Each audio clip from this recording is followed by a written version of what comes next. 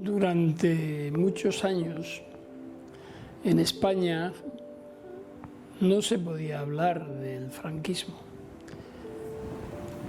Hablar de la guerra civil, hablar de el franquismo, ni siquiera mencionar esa expresión era algo vedado. Mencionar el periodo de 1936 a 39 solo era para reivindicar la gloriosa cruzada nacional, el glorioso triunfo de la razón sobre el comunismo, el de los nacionales frente a los rojos malvados. La palabra república, a lo más que te permitían era referirlo al texto de Platón cuando estudiabas filosofía, pero jamás referido a un periodo que en España tuvo lugar desde 1931, desde el 14 de abril de 1931, Día de la República, hasta 1939, día en el que, con el final de la guerra, la Segunda República en España cayó en manos del fascismo. Palabra que tampoco estaba permitida referirla al periodo español de dictadura del general Francisco Franco. Con esto quiero significar, para quienes veáis este vídeo y que no tengáis la edad suficiente, al margen de la ideología, para haber vivido ese periodo de la historia de España, que nos mintieron, que nos engañaron, que crecimos en una realidad que apenas daba de sí para sobrevivir, y ello no por los grandes esfuerzos del Estado, sino de nuestros padres, de quienes lo habían pasado mal, de quienes habían perdido la vida, la libertad, lo habían entregado todo, y quienes durante esos años duros de la posguerra hicieron lo imposible para que este país saliera adelante. Es mentira, es falso decir que el franquismo al fin y al cabo trajo prosperidad a España. Fue a pesar del franquismo. Fue precisamente ese esfuerzo sostenido de miles de familias que en unos casos tuvieron que sacrificarse perdiendo a muchos de los miembros de las mismas, o bien migrando al extranjero, para poder sobrevivir no solo ellos, sino quienes de ellos dependían. Y otros miles lo tuvieron que hacer migrando en el interior de nuestro país. Es muy difícil encontrar una familia que se desarrollara en todos sus componentes en su lugar de nacimiento, en su hábitat, como quizás hubiera sido algo normal, o en todo caso, de no ser así, que la elección hubiera tenido lugar por una decisión propia y no inducida por la necesidad, por la persecución o por la negación de las libertades. España ha sido un país tristemente ejemplo de muchas cosas en ese periodo de la historia de España. Lo fue en su momento por grandes gestas, pero también por lo más negativo en un periodo de más o de casi 40 años y después otros casi 40 de negación, olvido o falta de reconocimiento de las víctimas de ese régimen que de forma dictatorial y de forma personalista gobernó de una forma coactiva a nuestro país. Todavía hoy es fácil encontrar muchas personas,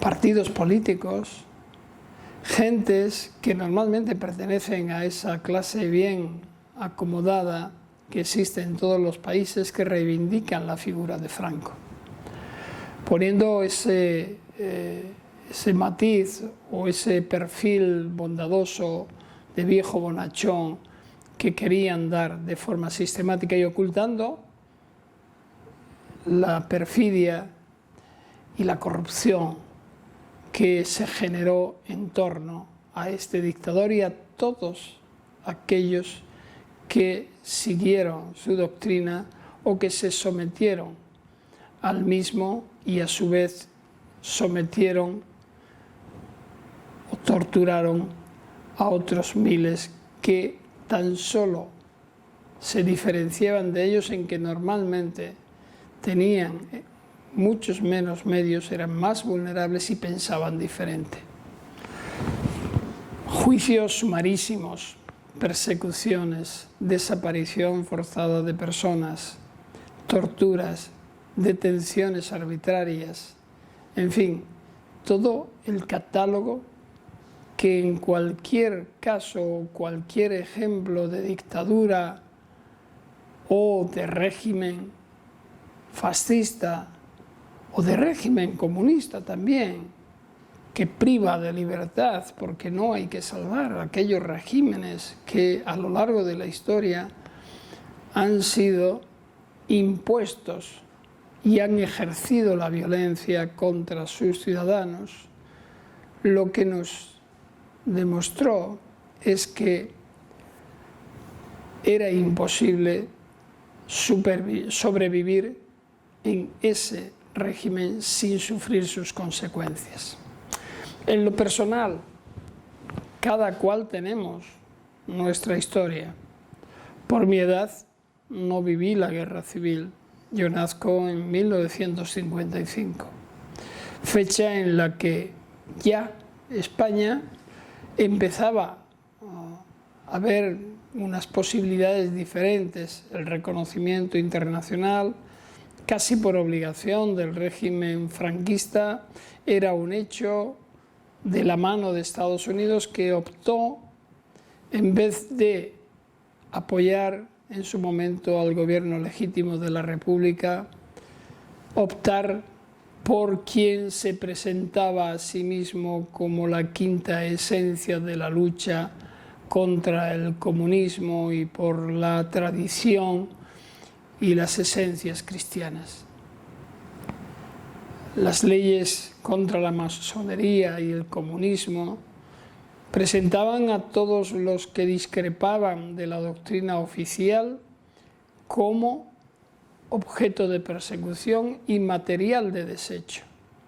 No contaban los miles de mujeres y de hombres que, fieles a una legalidad como la republicana, sencillamente habían defendido esa legalidad.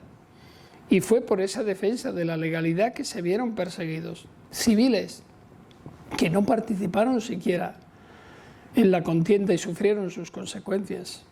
Miles de niños robados, sometidos de forma obligatoria y legalmente a una familia de adopción que no era la suya, cuando podían perfectamente estar con sus abuelos, con sus padres en algunos casos, aunque no con sus madres, porque habían sido asesinadas, ejecutadas sumariamente o muertas en prisión, sin ninguna causa más que, como digo, la defensa de la legalidad. Como digo, todos y cada uno de nosotros tenemos historias. En mi familia las hubo, y las hubo de un signo y de otro. Las hubo por parte de los nacionales y por parte de los llamados rojos. En una guerra civil, en una guerra entre hermanos, hay historias de heroicidad y de villanía por una u otra parte. lo malvado es quien provoca o quienes provocan esa guerra y quienes ofrecen la posibilidad de la masacre. Hay una diferencia, no obstante. La diferencia está en que cuando se dice no hubo vencedores ni vencidos en la propaganda del régimen franquista, se miente paladinamente, porque sí hubo vencedores y sí vencidos, y desgraciados de los vencidos que han sufrido las consecuencias por más de 40 años. En cambio, los vencedores tuvieron el tiempo de ser reivindicados en sus víctimas, en sus familias, simbólica, económica, moral, socialmente, a todos los niveles, se les dignificó. Lo cual hubiera estado bien si se hubiera hecho exactamente lo mismo con los que, fieles a la legalidad, lucharon por la República, pero no fue así. Se les negó hasta la condición de víctimas y hasta el día de hoy, todavía 2021, muchos le niegan la condición de víctimas, o todo lo más les otorgan una calidad de segundo orden, son menos víctimas. Es tremendo, fijaos, es tremendo. Siempre he dicho que no es cuestión de ideología, las víctimas son víctimas, no hay que ponerle ningún apellido, son todas iguales, porque al final una víctima lo que significa es alguien que de una forma injusta perdió la vida o le fue eliminada un derecho o fue perseguido o sufrió las consecuencias de un conflicto en el que de ninguna forma ellos habían tomado parte más que de forma pasiva. Y digo que tenemos cada uno nuestra historia personal. En mi familia, el hermano mayor de mi madre, Gabriel Real Burgos, era un hombre, porque ya falleció longevo a los 96 años de edad. Tuvo la suerte de contarlo. Y yo tuve la suerte de que lo hiciera y me contara sus historias. Desde mi más tierna infancia oí historias, viví la guerra civil antes que hacerlos los libros, pero no en los libros de la escuela, no en los libros del instituto, los tenía que buscar, incluso los tenía que buscar fuera de España, incluso discos con canciones de la resistencia española los tuve que buscar en Italia con 17 años, introducirlos en España ilegalmente, casi a riesgo de ser denunciado por el cura director del colegio con el que íbamos, cuando se enteró de que venían unos discos de la resistencia española. Afortunadamente no los encontró, encontró dos, el tercero, que era el mío, no lo encontró. Y después hicimos una pequeña venganza. Por la noche se lo grabamos en una cinta y se lo pusimos en su cassette. Cuando tenía que oír los cantos gregorianos, comenzó a oír Gallo Negro y Gallo Rojo. De modo que eran pequeñas aventuras, venganzas que hacíamos contra ese régimen absurdo y tremendo del franquismo. Mi tío Gabriel fue un hombre que, cuando estalla la guerra, está haciendo un servicio militar. Un hombre conservador, católico, apostólico y romano, como se decía entonces, de familia conservadora. Su padre, mi abuelo Luis, era teniente de alcalde en mi pueblo, un pueblo que en aquel entonces tenía unos 4.500 habitantes, ahora tiene 1.700. Era un pueblo rico, de agricultura, principalmente olivo, aceite, y le sorprendió la guerra, a él y a su hermano Luis. A uno le tocó en los regulares de Ceuta y, por tanto, le correspondió en la zona nacional. No sufrió ni echó de menos algo, simplemente era un soldado más. Su hermano mayor, Gabriel, le tocó en la zona republicana. Y por tanto, cuando estalla la guerra, tiene la opción de cambiarse de bando, como tantos otros, y dijo que la legalidad era la republicana y que se mantenía fiel a la república. No conocía otra legalidad y estuviera o no estuviera de acuerdo, pero se sujetó y sometió a la legalidad. ¿Qué supuso eso para él? Supuso que estuvo en diferentes frentes. En el frente de Teruel, que es donde le apresan, donde cae y es preso después de 2 años de contienda. Y en esa trayectoria de soldado raso pasó a ser comisario político del ejército republicano, por algo que lo caracterizó siempre, y es que hablaba bien. Era un hombre muy leído, como decía él. Todo lo que caía en sus manos lo leía hasta las esquelas mortuorias del ABC. Y tenía discurso. Bueno, ante las circunstancias extremas le fue impuesto ser el que arengaba a la tropa en los momentos difíciles. Y si no, la alternativa, pues os podéis imaginar cuál era. En un ejército, si desobedeces las órdenes, o desertas o te mata. Y él no desertó, fue preso, cae en Teruel, es juzgado, condenado a varias decenas de años. Finalmente es trasladado desde Zaragoza hasta Córdoba y desde Córdoba a Linares, de Linares a Jaén, donde le juzgan en definitiva y con el miedo en el cuerpo siempre de que cada vez que cambiaba o se montaba a un vehículo pensaba que era la última vez que le iban a dar el paseillo y que lo iban a matar en cualquier carretera, en una cuneta o en un descampado, como a tantos otros miles de personas.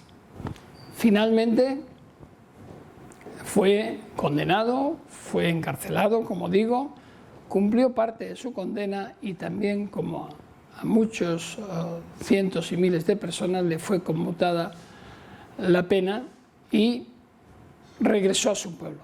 Posteriormente, por dar alimento a un maqui, digo a un maqui porque solamente había en aquel tiempo uno en mi pueblo, que se llamaba Pajuelas y que andaba por los montes del lugar y pedía comida para sobrevivir, de modo que si no le dabas comida también te arriesgabas a que hubiera represión en tu contra.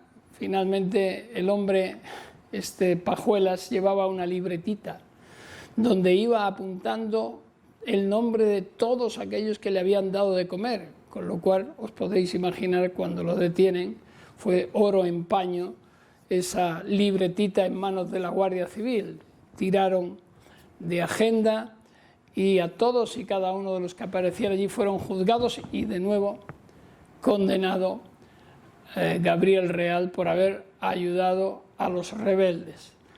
Ese procedimiento, que como podéis imaginar es un absoluto despropósito, sin ningún tipo de garantías, finalmente hija María lo consiguió rescatar de los archivos y lo tengo guardado en memoria de mi tío. Y eran estas las que en muchas tardes, noches y sobre todo madrugadas, con el enfado supino de mi madre, mi tío me contaba. Cada vez que yo volvía al pueblo, le pedía que me contara las historias. Esas historias, cientos de veces repetidas y narradas, me hicieron que fuera grabando indeleblemente en mi memoria lo que había sido la lucha de la gente joven que decidió simplemente cumplir con la ley. Y luego las consecuencias. Lo terrible del régimen franquista fue la persecución durante décadas. Yo recuerdo cuando era pequeño que le preguntaba a mi madre y le decía, pero mamá, ¿por qué está la Guardia Civil siempre con nosotros aquí? Bueno, porque el sargento es amigo de la casa, o porque el cabo es amigo de tu padre, o porque los niños, hijos del cabo o del sargento, eran amigos de mi hermana. Tal. Luego estábamos en el campo y decían, ¿y por qué aparecen siempre los guardias civiles? Y siempre se les ofrecía algo de las hortalizas, de las cosechas. Sí, había un trato muy favorecedor, en el sentido, bueno, es que cuidan de nosotros, bien. Pero cuando yo salí del pueblo y me marché a un pueblo mayor, a Linares, que en aquella época tenía 70, 80 mil habitantes, cuando venían los demás hermanos de mi madre a casa, porque la matriarca, mi abuela, madre de mi madre y de ellos, vivía con nosotros, mi madre es la única hija y 4 hermanos más, no había problema cuando venían los demás hermanos, pero cuando llegaba Gabriel el día de antes, siempre recibíamos la visita de la Guardia Civil. Y a mí me llamaba aquello la atención, pero ya siendo yo adolescente, ¿no? Con 12, 13, 14, 15 años. Y estoy hablando ya del final de los años 60. Después me di cuenta que era lo que sucedía, y era que iban a controlar lo que hacía mi tía. 1939, 1965, 70. Fijaos el decalaje de años. Y todavía se iba a controlar qué podía hacer una persona, agricultor, católico, apostólico, romano, que además en las primeras elecciones democráticas, cuando yo creía que se iba a presentar por el Partido Socialista, se despachó presentándose por la Unión, el Centro Democrático, lo cual supuso un shock para mí, porque yo no podía entender cómo era capaz de presentarse a las elecciones con quienes les habían estado persiguiendo durante tantísimos años. Y me dijo, sobrino, es mi ideología y no puedo ir en contra de la misma. En fin, tuvimos esa discrepancia, ese choque ideológico, que por una parte lo entendía y por otra parte no lo entendí nunca, pero bueno, era el ejemplo de vida y hay que respetarlo. Pero realmente fue muy duro, era una intromisión permanente en la vida de las personas.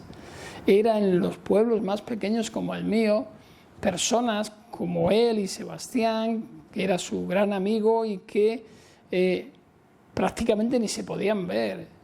A mí me llamaba la atención cuando me mandaban a hacer un recado para preguntarle a Sebastián que cómo estaba. Y yo decía, pues ¿y por qué no va él, no? Siempre, claro, yo podía estar jugando y decía, ¿por qué tengo que hacer de recadero, no? Y era inconsciente yo, cuando tenía 7, 8 añillos, que es que yo era el correo, yo era el medio para poder comunicarse entre ellos. O sea, es una cosa aberrante, ¿no? Así durante décadas. Ese fue el régimen franquista. Era aleccionarnos, era someternos a los más inverosímiles mecanismos de adoctrinamiento. Yo recuerdo que a mí me echaban una bronca los curas, pues que estudié en un seminario, después en un colegio de curas y finalmente el último día en COU me expulsaron, pero bueno, es lo de menos, es otra historia. Que al final me decían, ¿y tú por qué no te haces de la OGE? La OGE era la Organización Juvenil Española, era la organización pues, del franquismo, la oficialidad.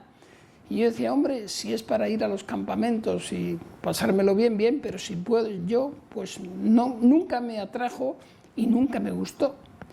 Y jamás fui miembro de la OGE, porque además te adoctrinaban, enseñaban cantos, unas cosas tremendas que después con el paso del tiempo te dabas cuenta que era puro adoctrinamiento. Y el franquismo light, de alguna forma, que yo viví, pero que sí sentí y padecí, en otros muchos casos fue mucho peor.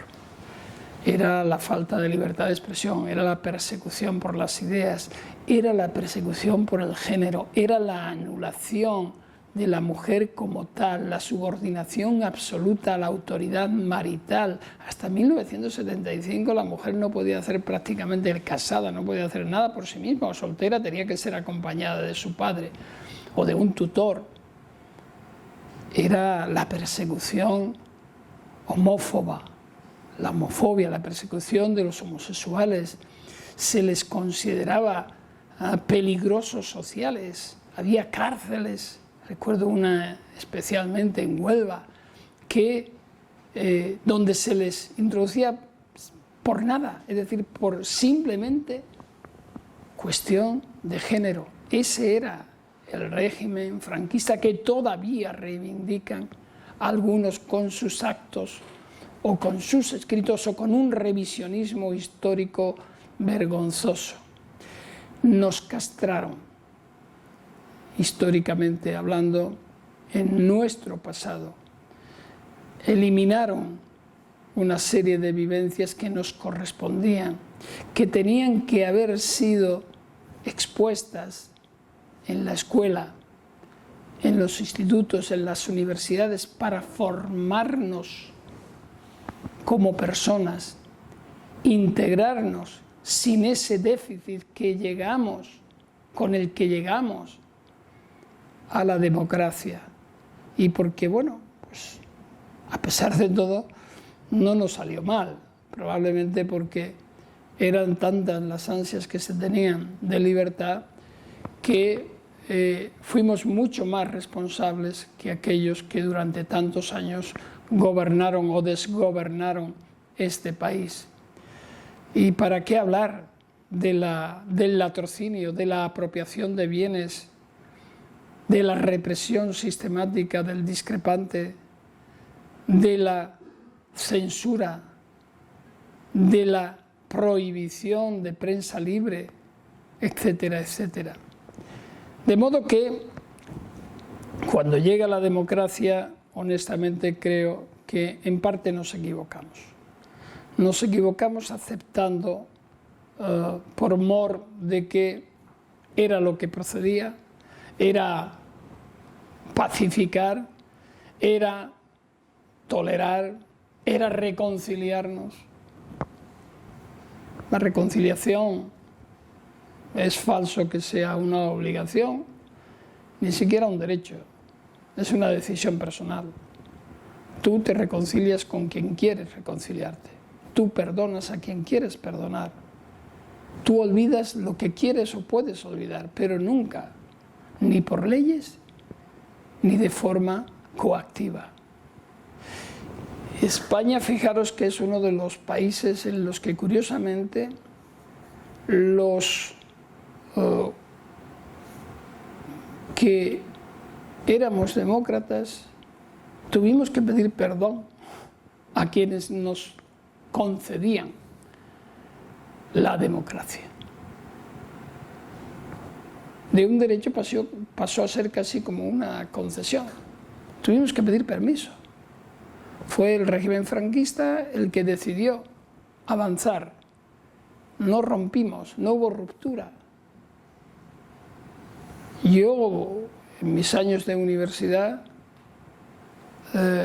opté por la ruptura. Era dentro de las escasas fuerzas que podíamos tener los universitarios a través de las manifestaciones, de las huelgas, de la exigencia de ruptura, porque creo que ese fue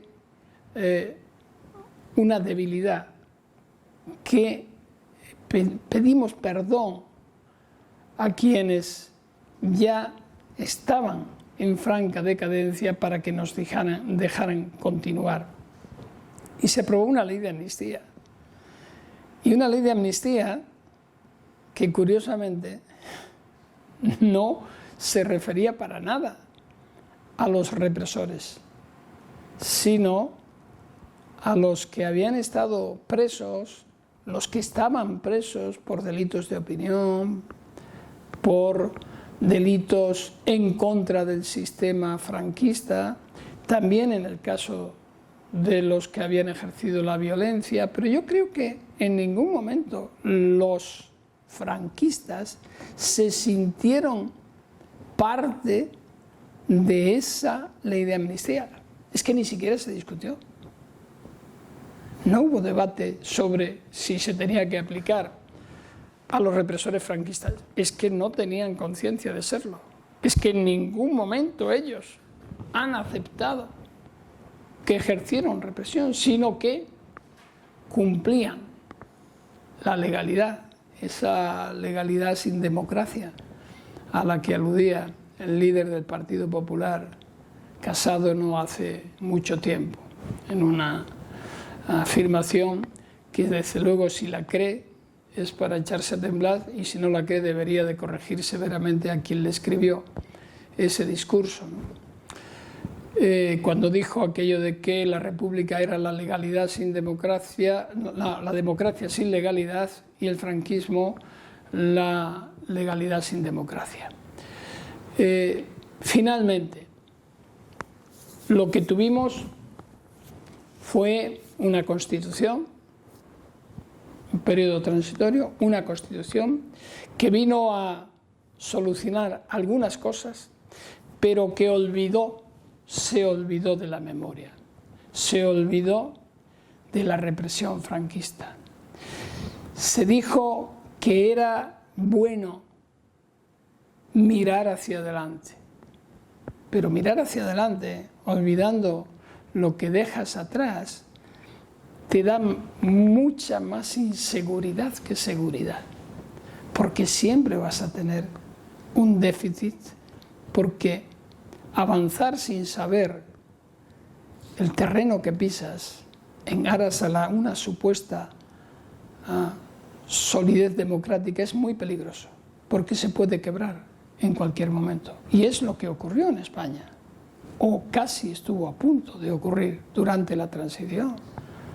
Los rictus franquistas se manifestaron una vez y otra vez, y el 23 de febrero de 1981 estuvo a punto de triunfar el golpe de Estado, precisamente porque no habíamos resuelto previamente los temas que habían quedado pendientes, que no eran otros que la exigencia de responsabilidades por los crímenes franquistas. Y tuvieron que pasar muchos años, bastantes años, de gobiernos democráticos. Primero del tardofranquismo, después del Partido Socialista, después del Partido Popular y después del Partido Socialista otra vez, hasta que en 2007, final de 2007, diciembre de ese año, no se aprobó la primera ley conocida como de la memoria histórica. Tiene un nombre mucho más largo, pero todos la conocemos como la Ley de Memoria Histórica, auspiciada e impulsada por el gobierno socialista de José Luis Rodríguez Zapatero. Pero fijaos, hasta el año 2000, no se exhumó la primera fosa de miembros o de ciudadanos que habían sido asesinados, desaparecidos en la guerra civil y después de la guerra civil.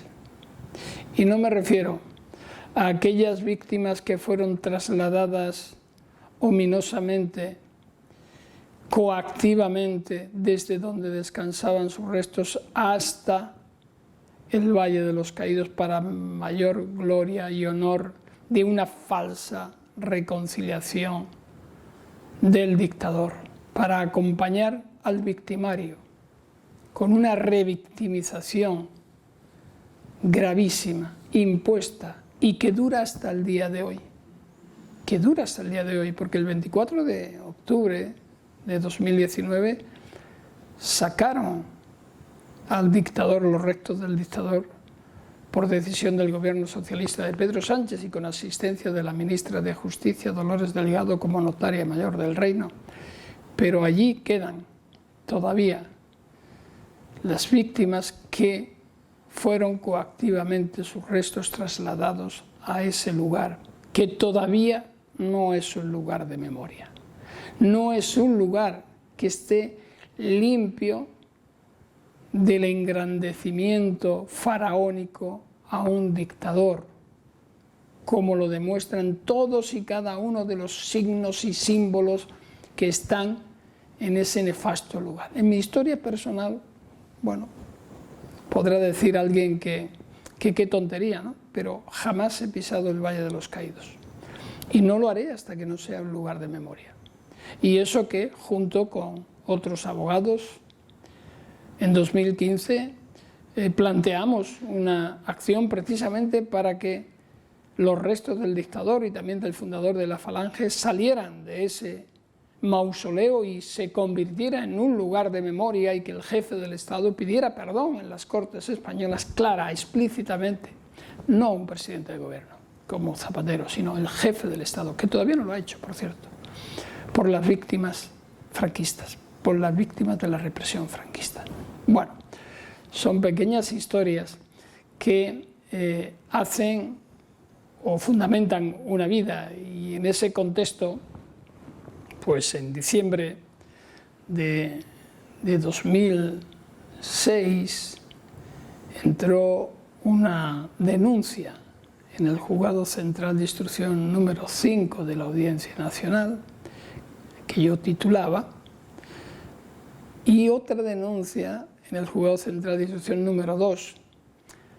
La del 5 entró antes que la del 2 y, por tanto, por normas de reparto, la primera en el tiempo asumió todas las que le siguieron, de modo que todas las denuncias que víctimas, organizaciones de víctimas, de memoria histórica, de derechos humanos fueron presentando, se fueron acumulando a la inicial que yo había aceptado a trámite y que fui acumulando con un trámite tras otro hasta formar un elenco múltiple de denuncias en las que aparecían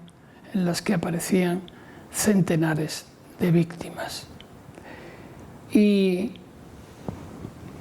en octubre de 2008, después de 2 años de acumulación, de práctica de diligencias, para dar sentido a esa globalidad, sistematicidad, masividad que habían sido las acciones de represión franquistas a través de torturas, desaparición de personas, asesinatos, etc., dar vida a lo que serían los crímenes de lesa humanidad, o en contexto de crímenes contra la humanidad, que desde mi punto de vista reunían todos y cada uno de los requisitos para ser calificados como tales, y como ya habíamos hecho, gracias al principio de jurisdicción universal en los casos de Argentina, de Chile,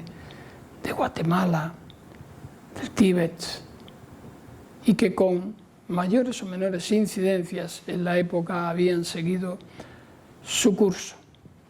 Y fue ahí que por primera vez yo pedí, después de comprobar algo que para mí fue durísimo y chocante, y que me enfrentó a la cruda realidad, no la que dicen los políticos, no la que dicen quienes defienden una posición u otra, sino la cruda y fría de los datos, la realidad de los datos. Yo solicité u ordené la práctica de una serie de diligencias para recabar información en cada uno de los estamentos en los que consideré que esa información podía estar, desde las parroquias y la conferencia episcopal, las partidas de bautismo, partidas de función, ayuntamientos, comunidades, ejércitos, el Ministerio de Defensa, archivos nacionales, etc.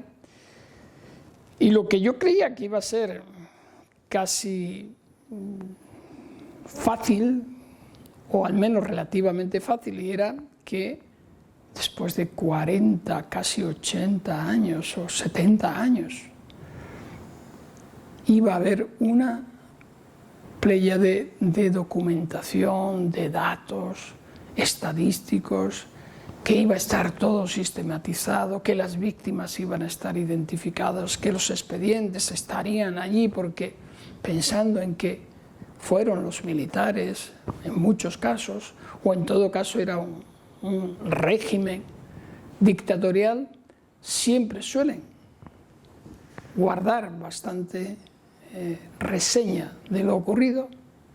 Me encontré con la terrible realidad de que no había nada, de que no había un solo dato, de que no había un elenco de víctimas, no había un número de víctimas ni siquiera aproximado de víctimas franquistas. No existía. Entonces tuve que pedirle a las víctimas que estaban presentes en el procedimiento que me hicieran una aproximación, un listado de desaparecidos. Y de esa forma, en un tiempo récord que no llevó más de 2 meses trabajando por 60 años sin hacer nada, se consiguieron un elenco de 114.000, más de 114.000 víctimas comprobadas, con seriedad, con unos datos que no han sido refutados y que después han sido ampliadas mediante técnicas que también acordé de digitalización y cruzando diferentes elementos con una horquilla que va entre los 136.000 a 150.000 víctimas que no han tenido ningún tipo de juicio ni reconocimiento en defensa de sus derechos y de los derechos de sus deudos, de sus familiares.